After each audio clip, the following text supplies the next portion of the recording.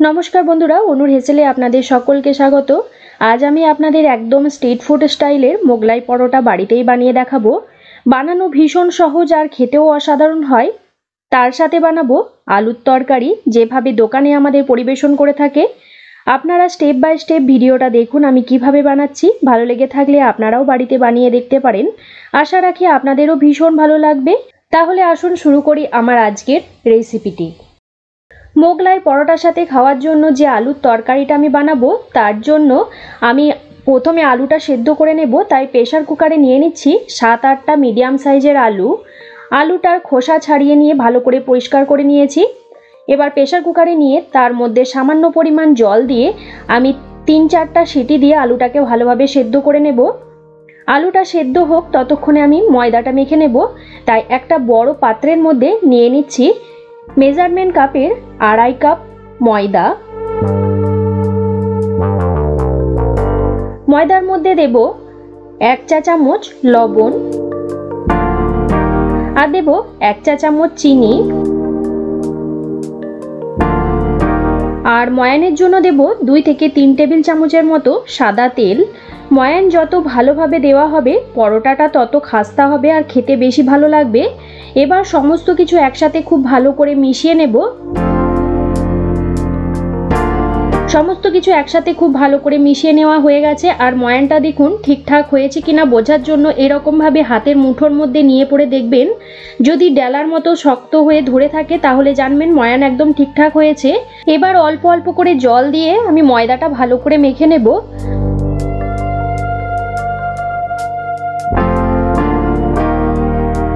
ময়দাটা খুব বেশি নরম বা খুব বেশি শক্ত করে মাখবো না।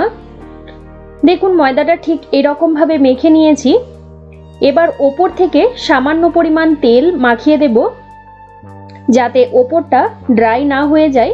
তাই সামান্য পরিমাণ হাতে তেল নিয়ে ময়দাটার গায়ে ভালো করে মাখিয়ে দিয়ে একটা পাতলা ভিজে সুতির কাপড় আমি ওপর থেকে ঢাকা দিয়ে রেখে দেব। এই রকম আরো নতুনত্ব রেসিপি দেখবার জন্য আমার চ্যানেল যদি এখনো পর্যন্ত সাবস্ক্রাইব করা না থাকে তাহলে সাবস্ক্রাইব করে পাশের বেল নোটিফিকেশনটা প্রেস করে অল অপশনটা প্রেস করে রাখবেন। তাহলে আমি চ্যানেলে যখনই নতুন রেসিপি শেয়ার করব সবার প্রথমে নোটিফিকেশন আপনাদের কাছে পৌঁছে যাবে। এদিকে দেখুন আলুটা আমার সেদ্ধ করে নেওয়া হয়ে গেছে। এবার এই সেদ্ধ করে নেওয়া আলুটা জল থেকে তুলে আমি একটা পাত্রের মধ্যে রেখে দিচ্ছি। তারপর হালকা একটু ঠান্ডা হয়ে যাওয়ার পর আমি আলুটাকে ছোট ছোট টুকরো করে কেটে নেব। এখন আলুটা ঠান্ডা হয়ে গেছে। আমি একটা ছুরির সাহায্যে আলুটাকে আমি ছোট ছোট করে ডুমো ডুমো করে টুকরো করে কেটে নিচ্ছি।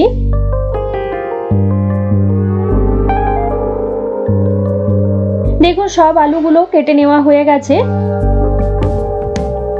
এবার আলুর তরকারিটা তৈরি করে নেব।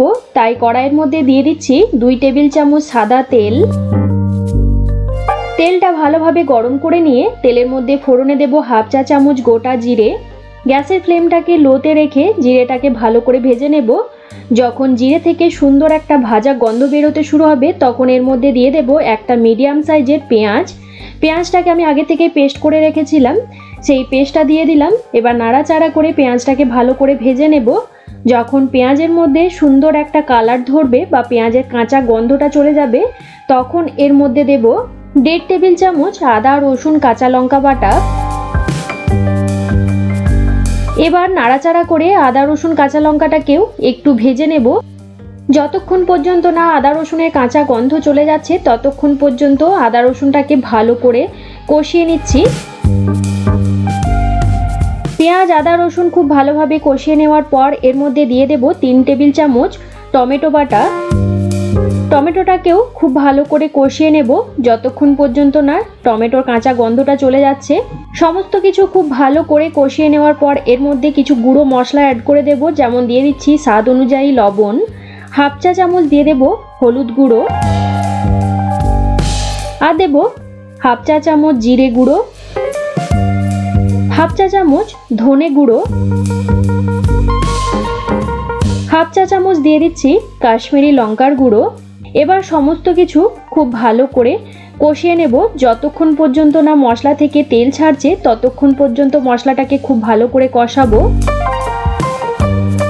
মশলা খুব ভালোভাবে কষিয়ে নেওয়া হয়ে গেছে। এখন আমি এর মধ্যে দিয়ে দেব ছোট টুকরো করে কেটে রাখা সেদ্ধ করে নেওয়া আলুটাকে মশলার সাথে ভালো করে মিশিয়ে নেব আর আলুটাকেও মশলার সাথে একটু ভালো করে কষিয়ে নেব। মিনিট 5-7 সময় ধরে আলুটাকে মশলার সাথে ভালো করে কষিয়ে নিয়ে এর মধ্যে দিয়ে দেব হাফ কাপ গরম জল। জলটাকে ভালো করে মিশিয়ে নিচ্ছি। এই রান্নাটা করতে খুব বেশিক্ষণ সময় লাগবে না, যেহেতু আলুটা সেদ্ধ করে নেওয়াই আছে। সমস্ত কিছু ভালো করে মিশিয়ে নিয়ে ঢাকা বন্ধ করে রান্নাটা করব, যাতে আলুর ভেতরে সমস্ত মশলা খুব ভালোভাবে ঢুকে যায়। 5-7 মিনিট পর আমি ঢাকনাটা খুলে দিলাম। একবার ভালো করে নাড়াচাড়া করে নেব আর কয়েকটা আলু আমি ভেঙে ভেঙে দেব, তাহলে তরকারিটা খেতে বেশি ভালো লাগবে। আর সবার শেষে দিয়ে দেব সামান্য পরিমাণ ধনেপাতা কুচি। ব্যাস তৈরি হয়ে গেল আলুর তরকারি। ধনেপাতাটা ভালো করে মিশিয়ে নেব। আলুর তরকারিটা এখন আমি সাইডে রেখে দেব। এবার বানাবো পরোটাটা, তাই মেখে রাখা ময়দাটার ঢাকা খুলে নিচ্ছি। একবার ভালো করে ময়দাটা ঠেসে নেব।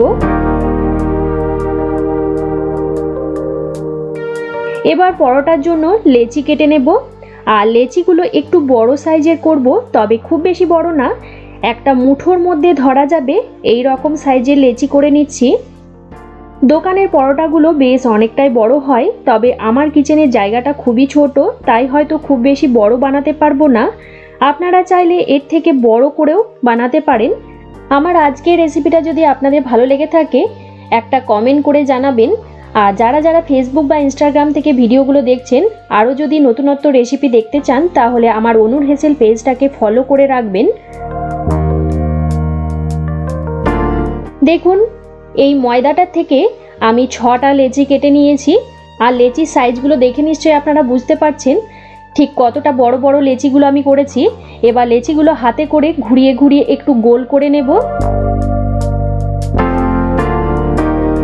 সব লেচিগুলো গোল করে নেওয়া হয়ে গেছে। এবার ভিজে কাপড়টা আমি আবারও ঢাকা দিয়ে রাখছি। আর যে লেচিটা আমি রুটির তৈরি করব, সেই লেচিটা খালি বের করে রাখবো, বাকি সব লেচিগুলো আমি ঢাকা দিয়ে রাখবো যাতে শুকিয়ে না যায় ওপরটা।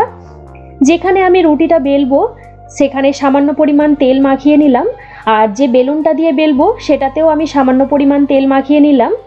এবার একটা করে লেচি নিয়ে হাতে করে প্রথমে চেপে চেপে একটু ফ্ল্যাট করে নেব। প্রথমে আমি হাত দিয়ে চেপে চেপে একটা গোল রুটির মতো বানিয়ে নিলাম।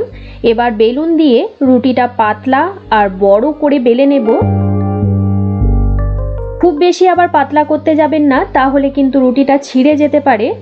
রুটিটা বেলে নেওয়া হয়ে গেছে। এবার পরোটার ভেতরে স্টাফিংটা তৈরি করব, তাই একটা গ্লাসের মধ্যে আমি নিয়ে নিচ্ছি সামান্য পরিমাণ পেঁয়াজ কুচি, সামান্য পরিমাণ কাঁচা লঙ্কা কুচি, ধনেপাতা কুচি, আর দেব স্বাদ অনুযায়ী লবণ। দেব হাফ চা চামচ চাট মশলা। এই চাট মশলা দিলে কিন্তু পরোটার টেস্টটা ভীষণ ভালো হয়। দেব 1.5 টেবিল চামচ ব্রেড ক্রাম্বস বা বিস্কুটের গুঁড়ো, আর দিয়ে দিচ্ছি একটা ডিম। ডিমটাকে ফাটিয়ে নিয়ে আমি এর মধ্যে দিয়ে দিলাম। এবার সমস্ত কিছু খুব ভালো করে মিশিয়ে নেব। এই ব্রেড ক্রাম্বসটা দিলে কিন্তু ডিমের গোলাটা বাইরে বেরিয়ে যায় না, এক জায়গায় সুন্দরভাবে জমাট বেঁধে থাকে। সমস্ত কিছু খুব ভালো করে মিশিয়ে নেওয়া হয়ে গেছে। এবার পরোটার দুটো সাইড আমি সামান্য একটু করে মুড়িয়ে নেব। দেখুন, দুটো সাইড আমি খুব অল্প করে মুড়িয়ে নিয়েছি। এবার মাঝখানটায় দিয়ে দেব ডিমের গোলাটা। এবার একটা চামচের সাহায্যে চারপাশটা সুন্দরভাবে এই ডিমের গোলাটাকে ছড়িয়ে দেব। তারপর একটা সাইড হালকা করে উপর থেকে তুলে নিয়ে একটা সাইড এইরকমভাবে মুড়িয়ে দেব, আর দুটো সাইড চেপে চেপে দেব। তারপর অপর সাইডটাও একটু তুলে নিয়ে ওপর থেকে চাপিয়ে দিলাম।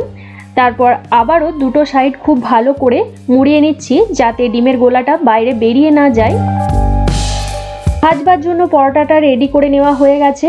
এবার গ্যাসের মধ্যে একটা তাওয়া বসিয়ে নিয়েছি। তাওয়ার মধ্যে দিয়ে দেব বেশ অনেকটা পরিমাণ সাদা তেল। আমি তাওয়াতে পরোটাটা ভাজছি, আপনারা চাইলে ফ্রাইং প্যান বা কড়াইতেও ভেজে নিতে পারেন। তেলটা ভালোভাবে গরম হয়ে গেলে আমি একটা একটা করে পরোটা ভালোভাবে ভেজে নেব।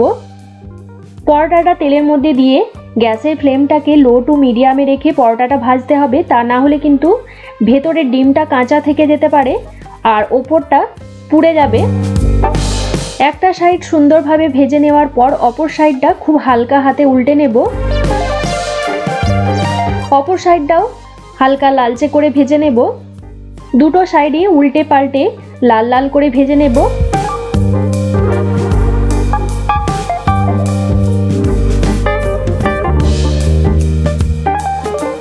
ঠিক এইরকম ভাবে উল্টে পাল্টে দুটো সাইড সুন্দরভাবে ভেজে নিতে হবে। আর একটা পরোটা ভাজতে কিন্তু 10 থেকে 12 মিনিট সময় লাগবে। দুটো সাইডই সুন্দর করে ভেজে নেওয়া হয়ে গেছে। পরোটাটা এখন আমি তেল থেকে তুলে একটা পাত্রের মধ্যে রেখে দেব। আরও একটা পরোটা আপনাদের বানিয়ে দেখাচ্ছি। দেখুন, রুটিটা বড় করে বেলে নিয়ে দুটো সাইড অল্প অল্প করে মুড়িয়ে নিতে হবে। তারপর মাঝখানে ডিমের গোলাটা দিয়ে চামচের সাহায্যে চারপাশে একটু স্প্রেড করে দেব।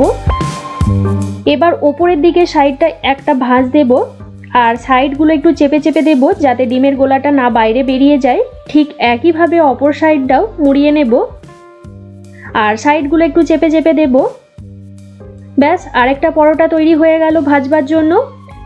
তাওয়ার মধ্যে আমি ওই পরোটাটাও দিয়ে গ্যাসের ফ্লেমটাকে লো টু মিডিয়ামে রেখে দুটো সাইড লাল করে ভেজে নেব। ব্যাস, মোগলাই পরোটা আমাদের তৈরি হয়ে গেল। এবার ছুরি দিয়ে এইভাবে কেটে নিয়ে আমি পরিবেশন করব, ঠিক যেইভাবে দোকানে কেটে কেটে মোগলাই পরোটা পরিবেশন করে। একটা প্লেটের মধ্যে আমি প্রথমে পরোটাগুলো সাজিয়ে নিচ্ছি। তারপর একটা বাটিতে দেব আলুর তরকারি আর একটা বাটিতে দেব স্যালাড, দেব সামান্য পরিমাণ টমেটো কেচাপ। কি দেখতে লাগছে তো একদম দোকানের মতো। আর পরোটার ভেতরের লেয়ারটা দেখুন কতটা সুন্দর। এই পরোটা শুধুই খেয়ে নেওয়া যাবে সামান্য টমেটো কেচাপ থাকলেই। আলুর তরকারির কোনো প্রয়োজনই হবে না। যেহেতু দোকানে এইভাবে আলুর তরকারি দিয়ে পরিবেশন করে, তাই আপনাদের সেইভাবেই বানিয়ে দেখানোর চেষ্টা করলাম। আমার আজকের এই মোগলাই পরোটার ভিডিও আপনাদের কেমন লাগলো অবশ্যই কমেন্ট করে জানাবেন। রেসিপিটা ভালো লেগে থাকলে একটা লাইক করে দেবেন আর আপনারা আপনাদের বন্ধুদের সাথে রেসিপিটা শেয়ার করুন। যারা যারা ফেসবুক বা ইনস্টাগ্রাম থেকে ভিডিওগুলো দেখছেন তারা আমার পেজটাকে ফলো করে দেবেন। আর যারা ইউটিউব থেকে দেখছেন তারা অনুর হেসেল সাবস্ক্রাইব করে পাশের বেল নোটিফিকেশনটা প্রেস করে অল অপশনটা প্রেস করে রাখবেন। তাহলে আমি চ্যানেলে যখনই কোনো নতুন রেসিপি শেয়ার করব সবার প্রথমে নোটিফিকেশন আপনাদের কাছে পৌঁছে যাবে। আজকের মতো এই পর্যন্ত। আবারও কোনো নতুন রেসিপি নিয়ে হাজির হব আপনাদের কাছে। আপনারা ভালো থাকবেন, সুস্থ থাকবেন। ধন্যবাদ।